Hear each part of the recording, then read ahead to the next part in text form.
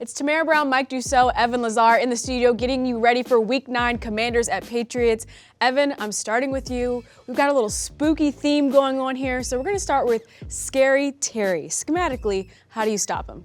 He's one of my favorite receivers to watch in the league because I really think he's the complete package. Route runner, good hands, goes over the middle of the field, caught a post route for a touchdown last week. He's a tough guy to deal with. I think this entire Commanders offense, just looking at it as a whole with Eric Bieniemy now running their offense and calling plays, it looks a lot like the Kansas City Chiefs. They're shotgun heavy, they're spread heavy, they throw the ball pretty much more than anybody else in the NFL.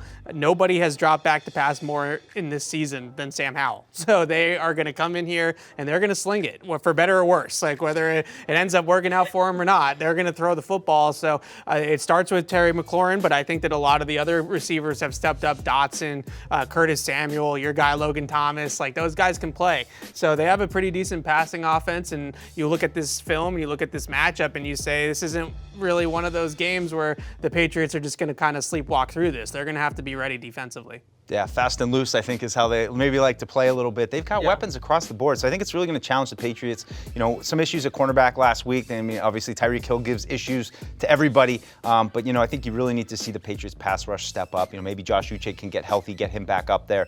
You know, I think they're really having to blitz a lot, trying to accommodate, or, you know, compensate, I should say, for their lack of having Matthew Judon and that threat off the edge. So big week for the Patriots pass rush and in coverage, too. You mentioned Sam Howell drops back a ton, but he's also taken a bunch of sacks. Yeah. He has 41 sacks this season. How can the Patriots defense, especially Barmore, who's coming off a great couple of games, show up in this game? So he has 41 sacks. The next closest guy to him has 28.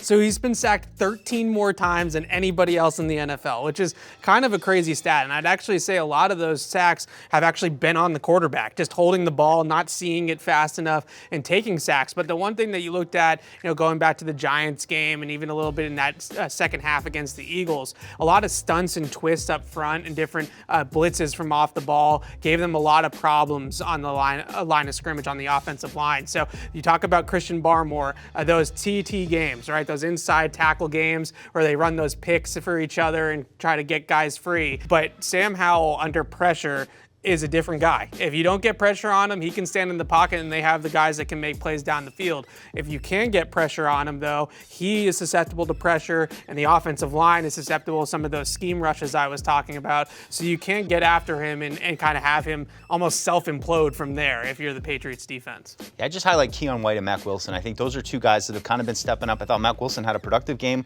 you know, last week. A little bit of a different role for him, coming off the edge. He's a little smaller, but he's got some speed. And, you know, Keon White got back out there after missing the last game with a concussion, and I just thought, you know, this is what we need here. 2-6 is where we're sitting right now. We're looking at these rookie guys wanting to see an impact. I thought Keon White was disruptive. You know, you just see the energy that he plays with. I think we need more of that, you know, in the Patriots defensive front. Offensively for the Patriots, the question last week was how would Mac Jones respond after upsetting the Bills?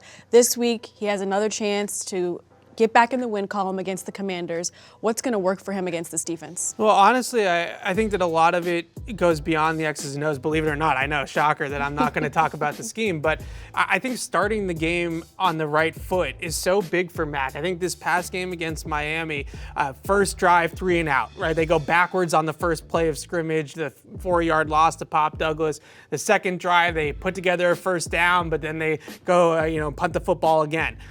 Against Buffalo, even though it was only a field goal on that opening drive, I think the fact that they moved the ball and got that field goal and got off on the right foot really kind of got them into a rhythm and got the quarterback some confidence. I felt like as the game wore on against the Dolphins, he just lacked confidence in what he was seeing and what he was doing back there because it just started off kind of disjointed. So if they can get Mac Jones into a rhythm against this Commanders defense, I think that they have a chance to put up some points. They're not a very good pass defense statistically. They're 31st in the league in DVOA against the pass, almost dead last. So they have given up a lot of yards through the air. The question is can you protect Mac and can you get him into an early rhythm to allow him to go ahead and make those plays? That's it for us three as we prepare you for Week 9 Commanders at Patriots. For more content leading up to the game, go to patriots.com and Patriots YouTube.